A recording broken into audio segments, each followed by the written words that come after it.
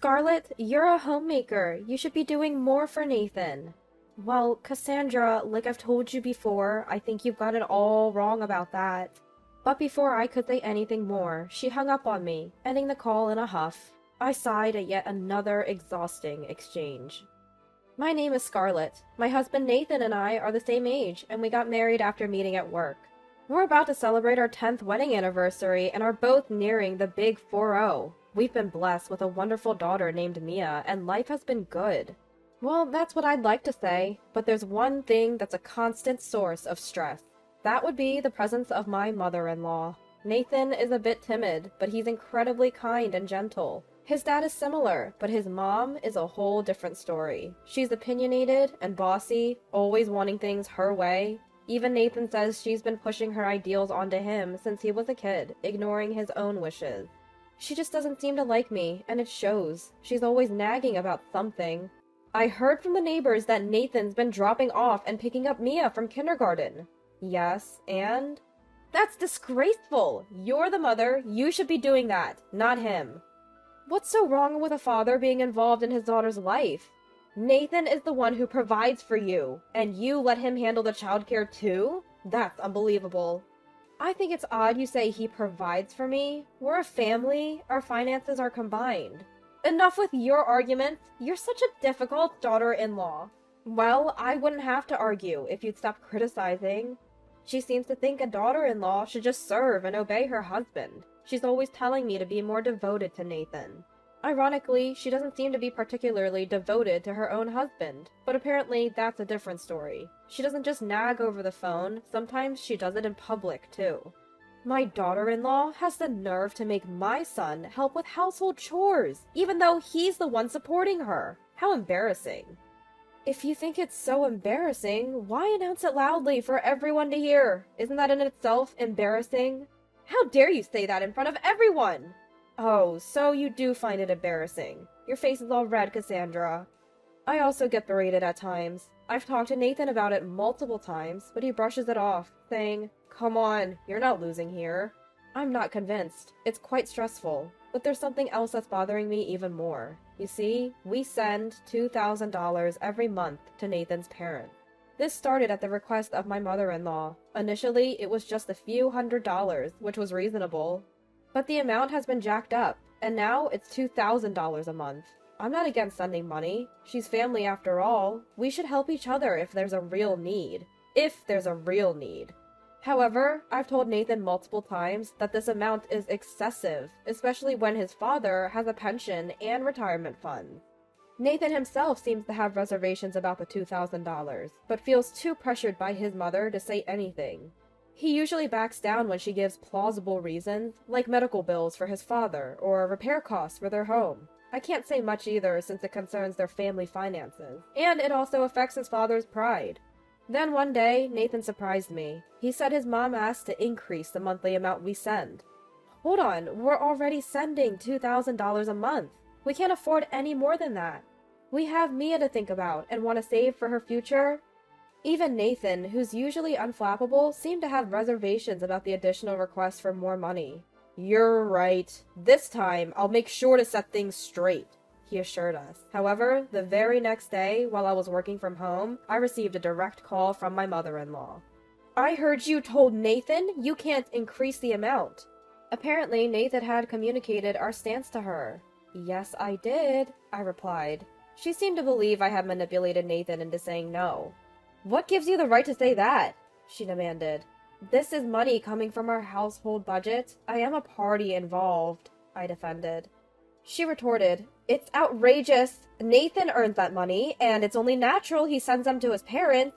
You, a housewife, have no say in this. We don't need a daughter-in-law who only eats and talks." Just as I was about to retort to her outrageous tone and demands, "Really, you're such an unbearable daughter-in-law. Just divorce my son already. I'll tell him the same." With that, she hung up the phone. I felt like I just heard something outrageous, but I had no desire to get more involved. I went back to work. A little later, the doorbell rang. I had a bad feeling. When I checked the door monitor, there she was, the woman I'd just spoken to on the phone. My mother-in-law had come to the house. As soon as she saw me, she said, "Ah, just as I thought. You're not working. I knew you'd be home, with a delighted expression. I retorted, I did say that I work from home, and I'm currently working. Well, you say your home is your workplace, but you're just the homemaker, aren't you? She mocked and walked right into my living room without asking. She plopped down on the sofa and gestured for me to sit across from her. Reluctantly, I sat down, and she said, Fine, let's get on with it. I brought this for you. As she took out a piece of paper from her bag and spread it on the table. What is this? Oh dear, can't you see? It's a divorce application. The sooner we deal with these things, the better.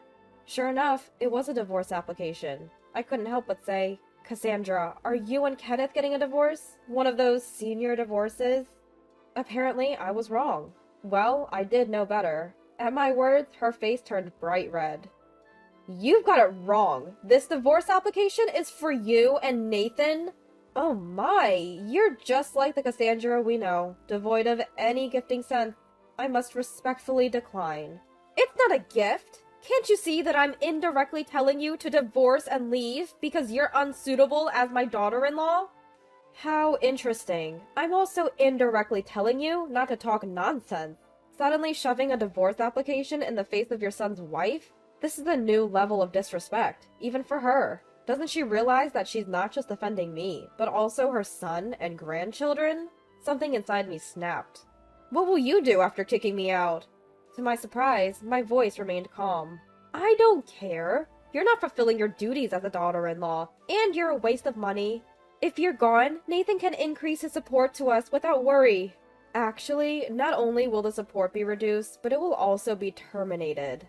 I smiled warmly. Excuse me, why? Why? Because I earned the $2,000 that we send you. That must have been unexpected. She was momentarily stunned, but quickly raised her voice. What are you talking about? You're a homemaker.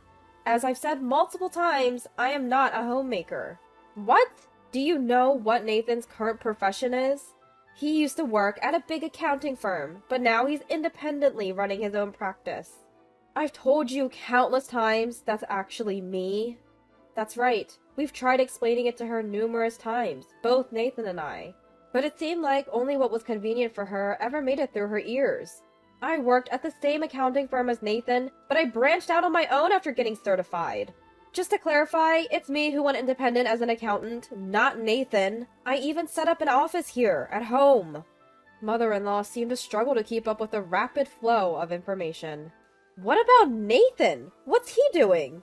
Nathan helps out around the house and occasionally assists me with my work. To put it bluntly, he's the homemaker. He not only handles chores, but also takes good care of our daughter, Mia. On weekends, they bake cookies for me.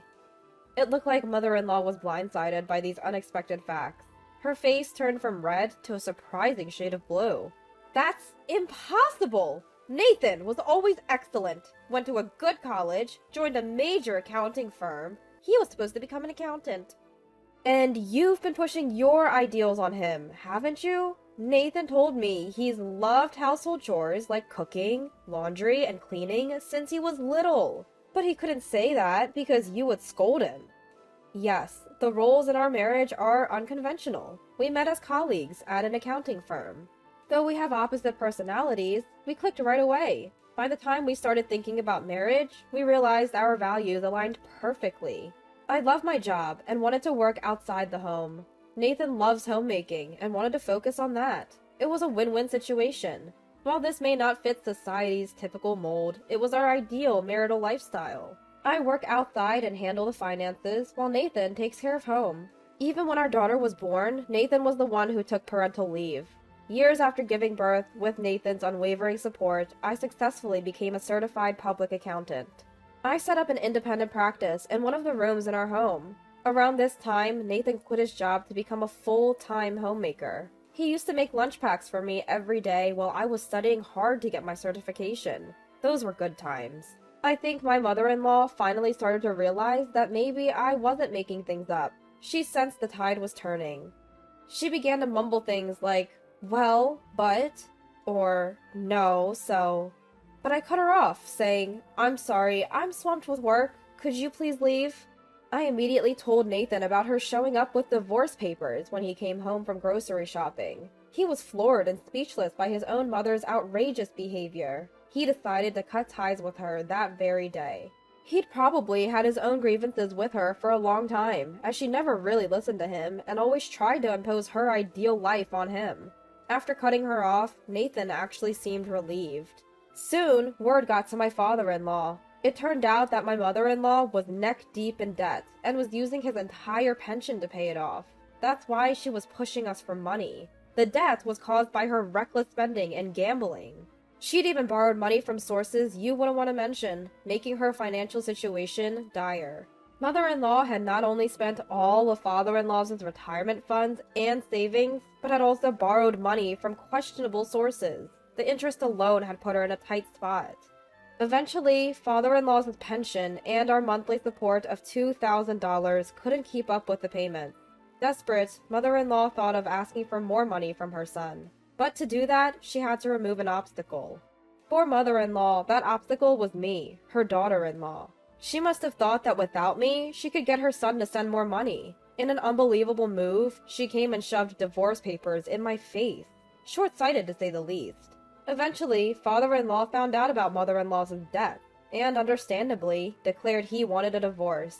Mother-in-law got cut off by her son and divorced by her husband.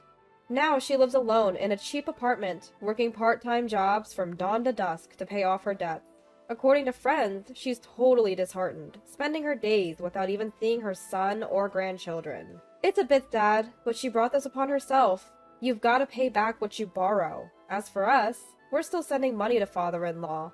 Even though the amount has decreased significantly, he had his retirement savings and other nest egg drained by mother-in-law after all. At first, father-in-law was reluctant to accept our help, regretting that he couldn't rein in mother-in-law's spending. But we believe in helping each other out, because we're family. He understood our sentiment. As the main breadwinner, I'm more focused than ever on my job. That's possible, because I have the constant loving support of Nathan. Together with our adorable daughter Mia, we're living each day in happiness.